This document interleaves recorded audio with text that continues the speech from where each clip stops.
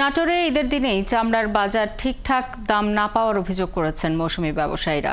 দেশের দ্বিতীয় বৃহত্তম চামড়ার আড়ত চকবৈদ্যনাথে চামড়া নিয়ে এসে তারা এই অভিযোগ করেন। তারা বলেন, সরকার দাম বেঁধে দিলেও সেই দামে চামড়া কিনছেন না আড়তদাররা। এদিকে আড়তদার এবং পাইকাররা বলছেন ঠিকঠাক দামে হচ্ছে কেনাবেচা। বুলবুল আহমেদের প্রতিবেদন।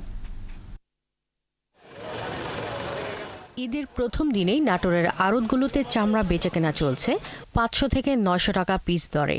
সরকারি বেঁধে দেয়া দামে চামড়া বিক্রি করতে পারছে না মৌসুমী ব্যবসায়ীরা।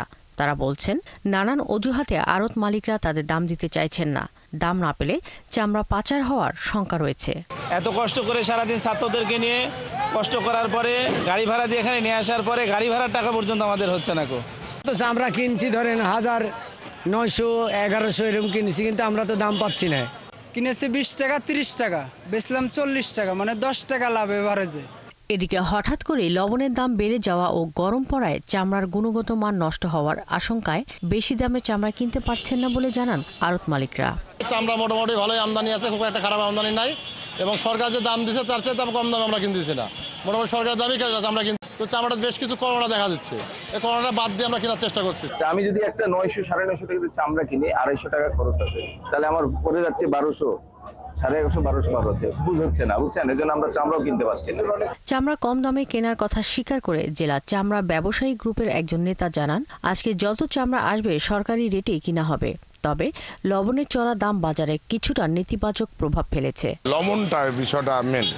লবণটা ছিল 720, এখন 950, এখানে একটু বৃদ্ধি, এই কারণে একটু ডিস্টার্ব। তো এটা ডিসি মহোদয়কে আমরা অবগতি করছি, এসপি সাহেবকে অবগতি করছি এবং ওসি সাহেবকে অবগতি করছি, ওনারা তদারকি করছেন। এদিকে বিক্রেতারা ঠিকমতো দাম পাচ্ছেন কিনা তা তদারকি করতে মাঠে আছে প্রশাসন।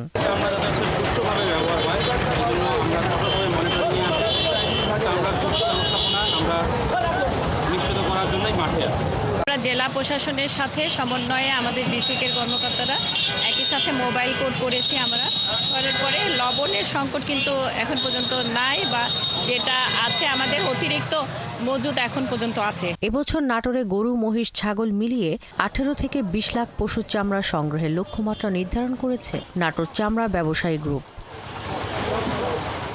শাকিলা শম্পা, 71।